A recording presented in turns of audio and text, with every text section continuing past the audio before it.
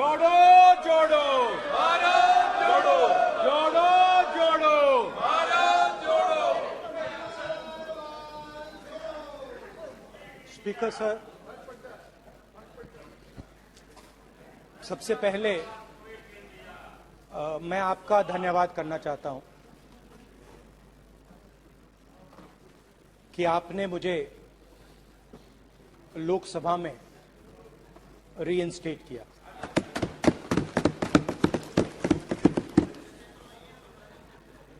और पिछली बार जब मैं बोला तो शायद मैंने आपको थोड़ा कष्ट भी पहुंचाया, क्योंकि मैंने इतनी जोरों से अदानी जी पे फोकस किया कि जो आपके सीनियर नेता हैं शायद उनको थोड़ा कष्ट हुआ। तो वो जो उनको कष्ट हुआ,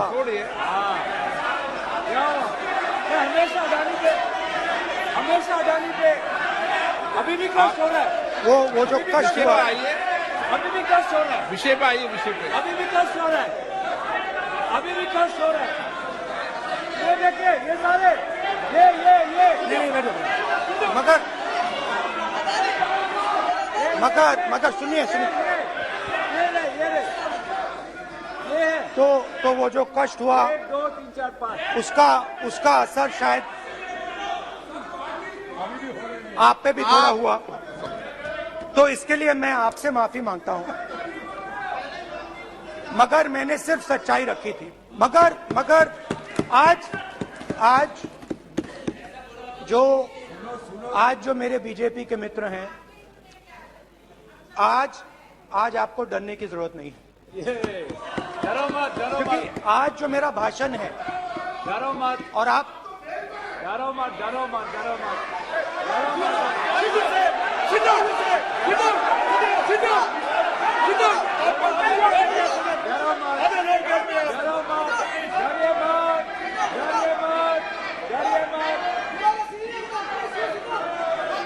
स्पीकर सर, अरे बैठा ब्रदर।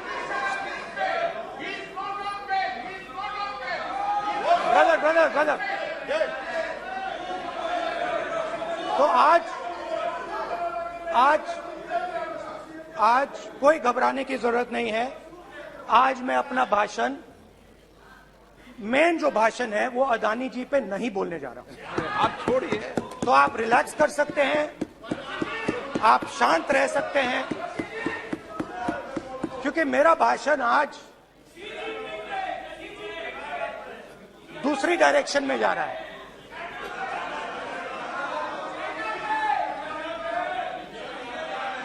रूमी ने कहा था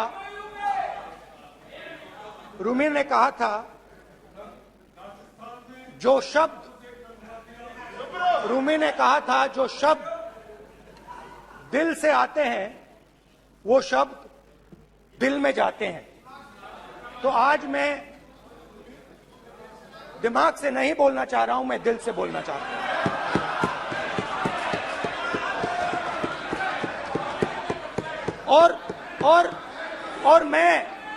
और मैं आज आप लोगों पर इतना आक्रमण नहीं करूंगा। मतलब एक दो गोले जरूर मारूंगा, मगर इतना नहीं मारूंगा। तो आप रिलैक्स कर सकते हैं। डरिए मत।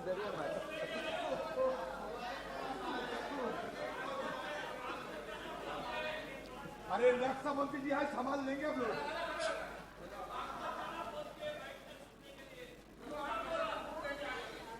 पिछले साल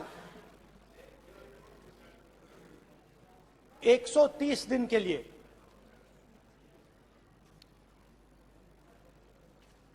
मैं भारत के एक कोने से दूसरे कोने तक गया। अकेला नहीं, बहुत सारे लोगों के साथ।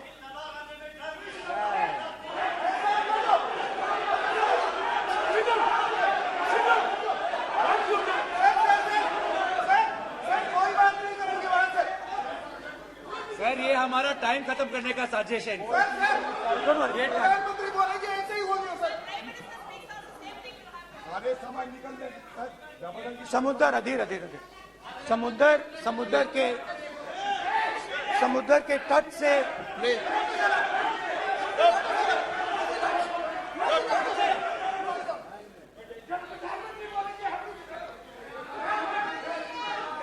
माननीय सदस्य प्लीज प्लीज ऐसे धमकाने का बात की मत बोलो यहाँ पे। बोलिए, आप उधर भी हाँ प्लीज। मैं समुद्र के तट से कश्मीर की बर्फीली पहाड़ी तक चला। नहीं, लद्दाख को मैंने नहीं छोड़ा। यात्रा अभी खत्म नहीं हुई है, यात्रा जारी है और जरूर लद्दाख आएंगे, घबराइए मत। बहुत सारे लोगों ने मुझसे पूछा यात्रा के दौरान, यात्रा के बाद कि राहुल तुम क्यों चल रहे हो, क्या तुम्हारा लक्ष्य क्या है, कन्याकुमारी से कश्मीर तक क्यों जा रहे हो। और जब वो मुझसे पूछते थे, शुरुआत में मेरे मुंह से जवाब नहीं निकलता।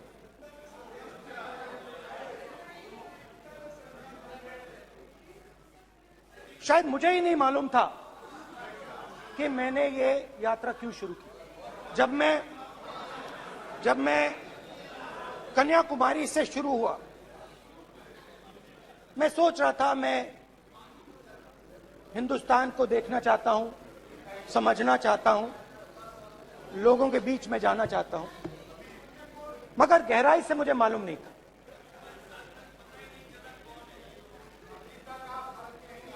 थोड़ी देर में मुझे बात समझ आने लगी।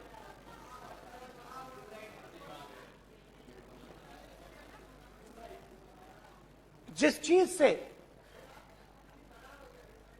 मुझे प्यार था, जिस चीज के लिए मैं मरने को तैयार हूं, जिस चीज के लिए मैं मोदी जी की जेलों में जाने को तैयार हूं, जिस चीज के लिए मैंने 10 साल हर रोज गाली खाई, उस चीज को मैं समझना चाहता था। ये है क्या जिसने मेरे दिल को इतनी, भाई आप रनिंग कमेंट्री बंद करो, नहीं तो हम भी चालू करेंगे। सुनने का अपने धैर्य रखो। जिस चीज ने मेरे दिल को इतनी मजबूती से पकड़ रखा था, उसको मैं समझना चाहता। शुरुआत में जैसे मैंने शुरू किया, सालों से मैं हर रोज 8-10 किलोमीटर दौड़ता हूं। तो मेरे दिमाग में था कि अगर मैं 10 किलोमीटर दौड़ सकता हूं तो 25 किलोमीटर चलने का क्या मतलब, कोई बड़ी बात नहीं। ये मैंने सोचा था। आज मैं उस भावना को देखूं तो वो अहंकार था कि मैं ये कर सकता हूं, ये कुछ नहीं है।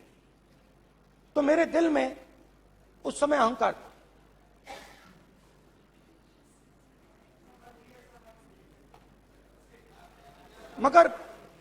मगर भारत अहंकार को एकदम मिटा देता है, 1 सेकंड में मिटा देता है। तो हुआ क्या, 2-3 दिन में मेरे घुटने में दर्द शुरू हो गया। पुरानी इंजरी थी और जबरदस्त दर्द।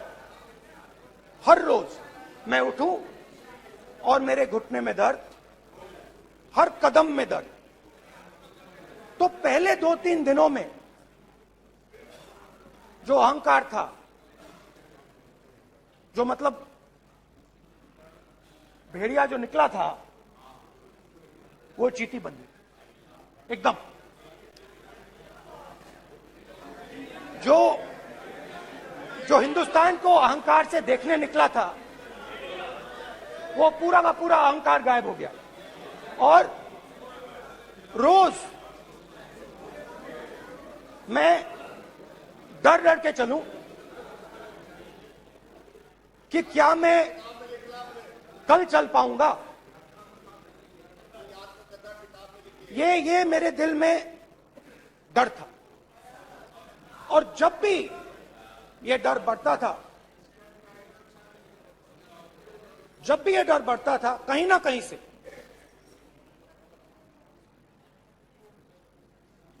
कोई ना कोई शक्ति मेरी मदद कर देती।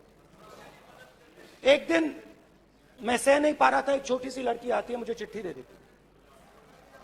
मैंने चिट्ठी खोली, 8 साल की थी, उसमें लिखा था, Rahul, I am walking with you, don't worry. उसने मेरे पैर में चोट देखी और उसने अपनी शक्ति मुझे दे दी। सिर्फ उसने नहीं, लाखों लोग। और शुरुआत में जब मैं चल रहा था, कोई किसान आता था, मैं एकदम पहले उसको अपनी बात बताता था कि आपको ये करना चाहिए, आपको इस प्रकार से काम करना चाहिए। मगर इतने लोग आए, हजारों लोग आए, कि थोड़ी देर में मैं बोल नहीं पाया। जो मेरे दिल में बोलने का डिजायर था, वो बंद हो गया। बोल ही नहीं पाया, क्योंकि इतने लोगों से बोलना था। और एक सन्नाटा सा छा गया, भीड़ की आवाज थी, भारत जोड़ो, भारत जोड़ो, भारत जोड़ो। और जो मेरे से बात करता था, उसकी आवाज में सुनता गया।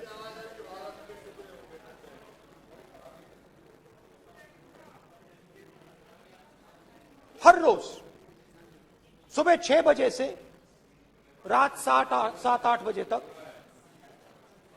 आम आदमी, गरीब, अमीर, बिजनेसमैन, किसान, मजदूर, सबकी आवाज।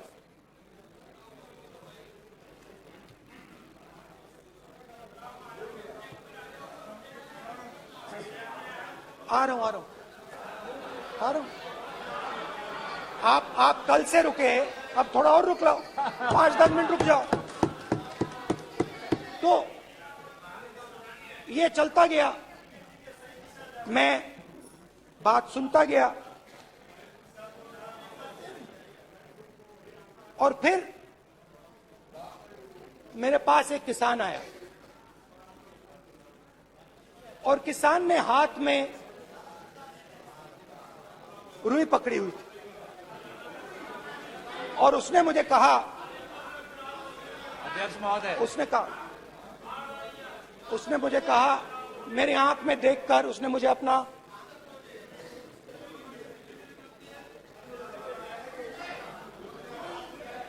वो रुई का बंडल दिया, और उसने कहा, राहुल जी,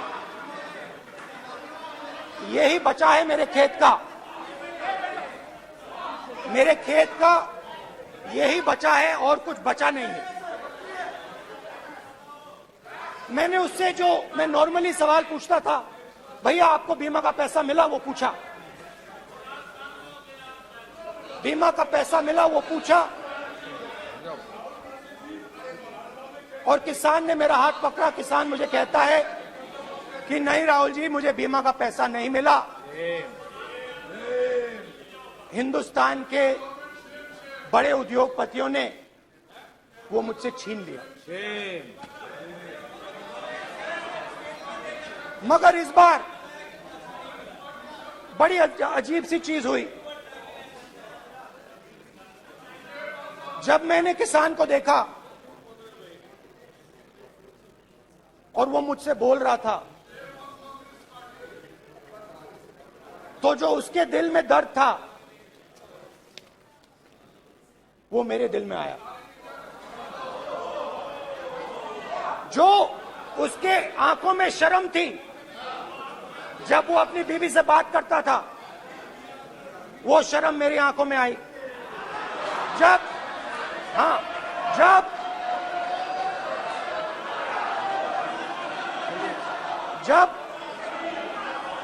उसकी जो भूख थी वो मुझे समझ आई। और उसके बाद यात्रा बिल्कुल बदल गई। मुझे भीड़ की आवाज नहीं सुनाई देती थी, मुझे सिर्फ उस व्यक्ति की आवाज सुनाई देती थी जो मेरे साथ बात कर रहा था। उसका दर्द, उसकी चोट, उसका दुख, मेरा दुख, मेरी चोट, मेरा दर्द बन गया। समझने की कोशिश करो।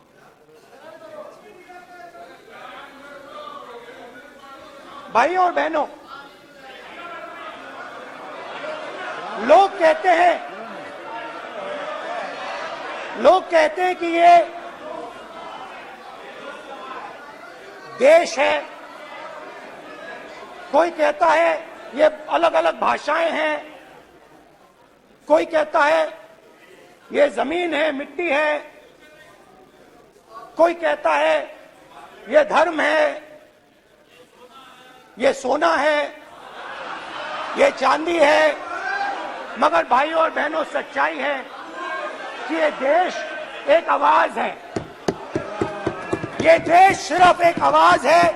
ये देश, इस देश की लोगों की आवाज है। इस देश के लोगों का दर्द है, दुख है, कठिनाइयां हैं। और अगर हमें इस आवाज को सुनना है तो हमारे दिल में जो अहंकार है, हमारे जो डिजायर्स हैं, हमारे जो सपने हैं, उनको हमें परे करना पड़ेगा। जब हम अपने सपनों को परे करते हैं तब हमें हिंदुस्तान की आवाज सुनाई देती है, तब तक हिंदुस्तान की आवाज हमें नहीं सुनाई देती। अब आप कहोगे ये बात मैंने नॉन कॉन्फिडेंस मोशन में क्यों रखी? इसका क्या मतलब है कि भारत एक आवाज है, भारत लोगों का दुख है, भारत लोगों का कष्ट है, मुश्किलें हैं। क्योंकि भाइयों और बहनों,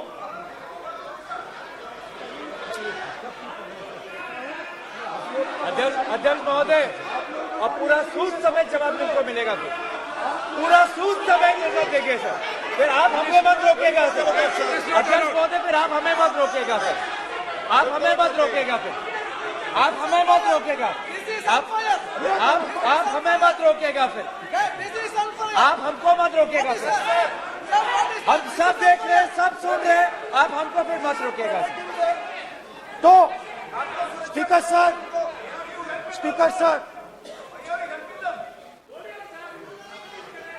भारत एक आवाज है। भारत इस देश के सब लोगों की आवाज है। और अगर हम उस आवाज को सुनना चाहते हैं, हमें अहंकार को, नफरत को मिटाना पड़ेगा। स्पीकर सर, कुछ ही दिन पहले मैं मणिपुर गया। हमारे प्रधानमंत्री नहीं गए, आज तक नहीं गए, क्योंकि उनके लिए मणिपुर हिंदुस्तान नहीं है।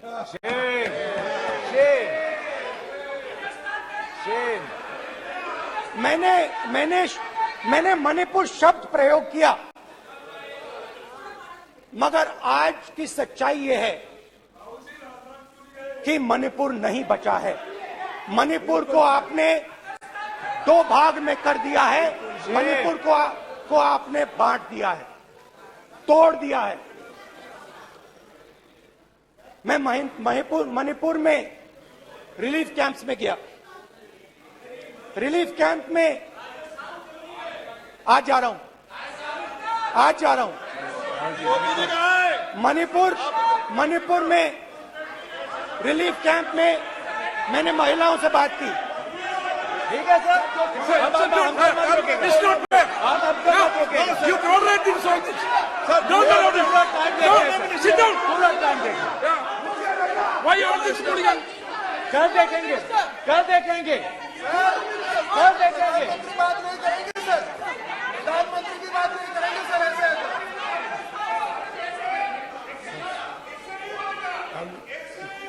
सूद समय मैं जवाब मणिपुर मिलेगा। गया और मणिपुर के कैंप्स में मैंने महिलाओं से बात की, बच्चों से बात की, जो हमारे प्रधानमंत्री जी ने आज तक नहीं किया। एक महिला मुझे कहती है, मैंने उनसे पूछा, बहन क्या हुआ आपके साथ? What's this? एक एक मंत्री बोल रहे हैं। कल आप बोले एक एक मंत्री खड़े होके बोल रहे हैं। एक एक मंत्री खड़े होके ऐसे कर रहे हैं। एक एक मंत्री खड़े होंगे तो पूरे सांसद खड़े होंगे यहाँ पे। पूरे सांसद खड़े होंगे यहाँ पे।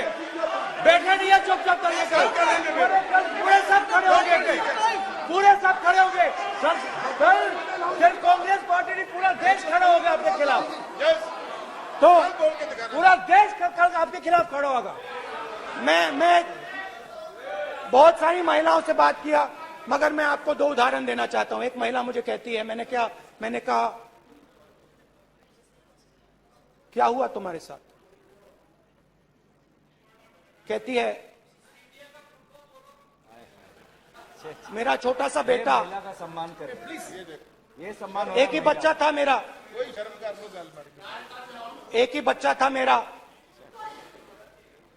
मेरे सामने, मेरे आंखों के सामने उसको गोली मारी है। मैं पूरी रात, आप सोचिए, आप अपने बेटों के बारे में सोचिए, मैं पूरी रात उसकी लाश के साथ लेटी रही। झूठ नहीं, झूठ आप बोलते हो, झूठ मैं नहीं बोलता हूं। मैं पूरी रात उसकी लाश के साथ लेटी रही और फिर मुझे डर लगा, मैंने अपना घर छोड़ दिया, जो भी मेरे पास था वो मैंने छोड़ दिया। मैंने उनसे पूछा, कुछ तो लाई होगी? कहती है, नहीं, सिर्फ मेरे जो कपड़े हैं ये मेरे पास हैं। और फिर इधर उधर ढूंढती है और एक फोटो निकालती है और मुझे कहती है, यही मेरे पास अब बची है।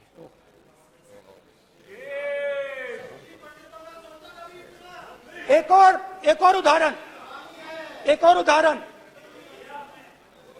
दूसरे कैंप में मैं, एक महिला मेरे सामने आती है, मैं उससे पूछता हूं, तुम्हारे साथ क्या हुआ?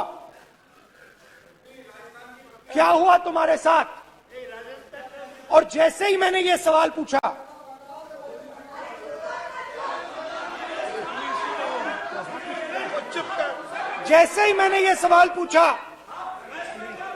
आप महिला का दर्द नहीं सुन सकते?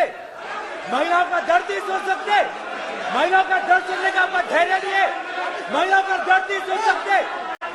महिला का दर्द नहीं सुन सकते? जैसे ही मैंने उससे ये सवाल पूछा, बैठो। जैसे सर, जी सर,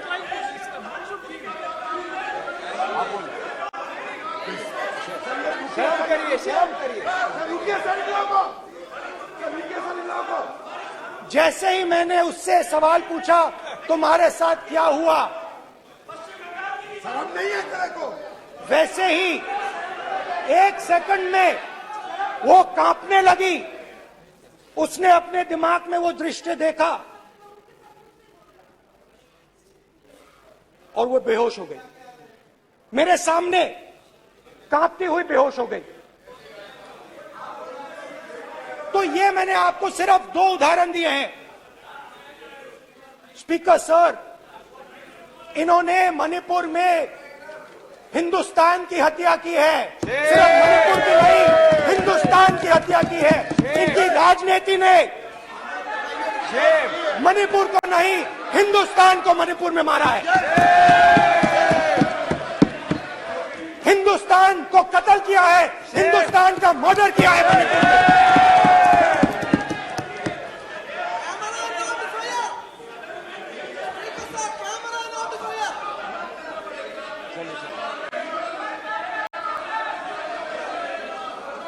अरे 2 भाग किए हैं, सब करिए छी।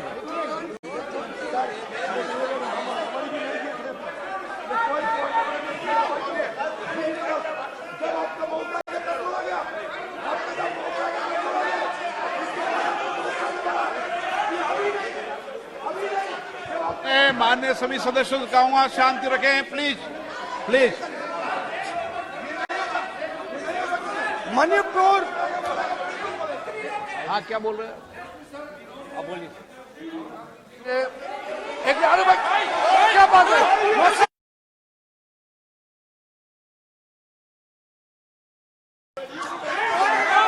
इस तरीके से सदन नहीं चलेगा, ये तरीका ठीक नहीं है। जब मैंने किसी को कहा है तो कहा है, ऐसे सदन नहीं चलेगा। आप सदन नहीं चलाना चाहते, अलग बात है। अब अपनी बात कहिए, गलत तरीका ये। नो, ऐसे सदन चलने वाला नहीं है। जो माननीय सदस्य टेबल पर आए उनके खिलाफ कार्रवाई होगी। प्लीज बैठिए, बैठिए, बैठिए, आप भी बैठिए, आप भी बैठिए। माननीय मंत्री जी, माननीय मंत्री जी, प्लीज बैठिए। भारत सदन है, माता, प्लीज बैठिए, भारत माता, प्लीज बैठिए। Please brother. मैं बहुत शांति से सुन रहा हूं, इसका तरीका ये नहीं है उचित हो कि आप टेबल पर आए। नहीं, गलत, गलत तरीका ये। आप जैसे मैंने माननीय सर प्लीज, जैसे मैंने, प्लीज ब्रदर प्लीज, भैया पानी लो, पानी लो। जैसे मैंने भाषण के शुरुआत में बोला, भारत एक आवाज है, भारत हमारी जनता की आवाज है, दिल की आवाज है। उस आवाज की हत्या आपने मणिपुर में की। इसका मतलब भारत माता की हत्या आपने मणिपुर में की।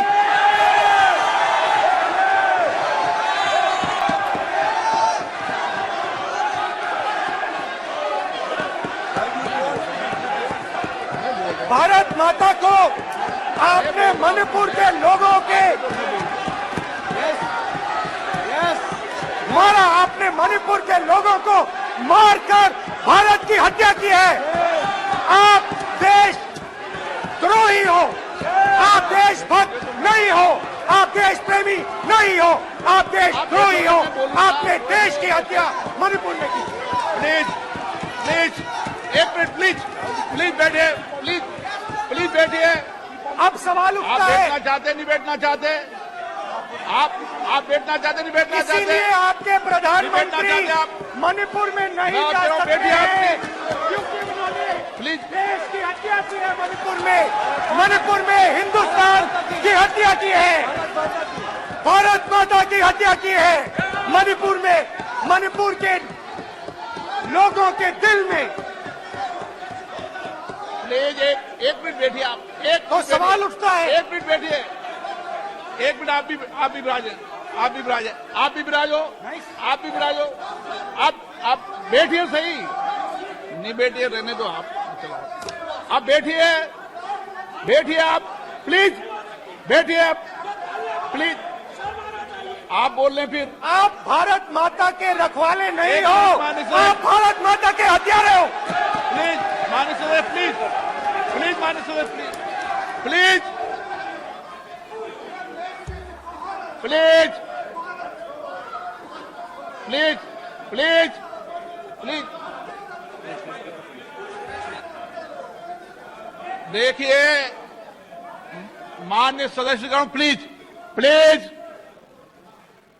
माननीय सदस्यगण, भारत मां हमारी मां है, हमें सदन में बोलते समय संयम बरतना चाहिए। मेरा अपनी मां की हत्या की बात कर रहा हूं। मैं मणिपुर में अपनी मां की हत्या की बात कर रहा हूं। मैं आदर से बोल रहा हूं। आपने मेरी मां की हत्या की मणिपुर में। एक मेरी मां यहां बैठी है, दूसरी मां को आपने मणिपुर में मारा है।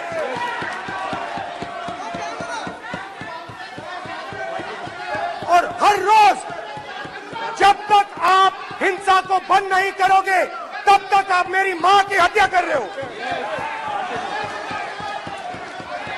हिंदुस्तान की सेना मणिपुर में एक दिन में शांति ला सकती है।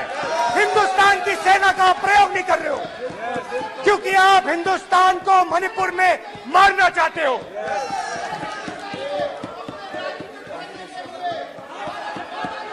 तो अगर नरेंद्र मोदी जी हिंदुस्तान की आवाज नहीं सुनते हैं, अगर हिंदुस्तान के दिल की आवाज नहीं सुनते हैं, तो किसकी आवाज सुनते हैं? दो लोगों की आवाज सुनते हैं। प्लीज किसकी आवाज सुनते हैं? माननीय किसकी आवाज सुनते हैं? माननीय सदस्य और इसलिए सुनते हैं। नो एक गलत तरीका माननीय सदस्य। देख लीजिए अडानी जी के लिए मोदी जी ने क्या काम किया है। देख लीजिए ये पहले आप और ये क्वेश्चन बाद लेने में में। गलत तरीका आपका। माननीय सदस्य आपका गलत तरीका है। आप सीनियर सदस्य हैं, आप इस तरीके का व्यवहार सदन में मत करिए। आप बात करिए लेकिन इस तरीके से क्वेश्चन लाना ये उचित नहीं है किसी तरीके से। रावण दो लोगों की सुनता था।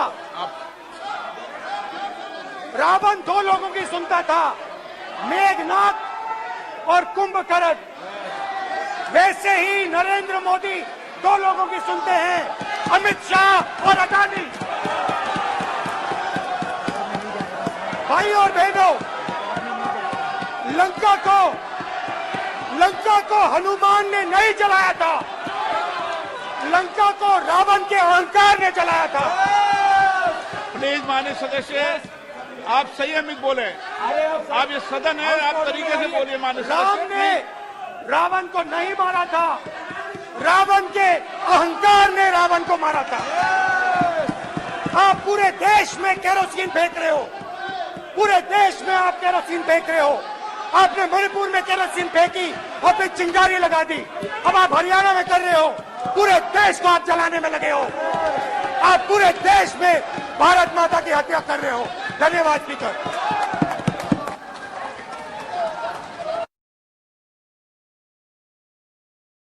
अडानी जी पे फोकस किया कि जो आपके सीनियर नेता हैं शायद उनको थोड़ा कष्ट हुआ, तो वो जो उनको कष्ट हुआ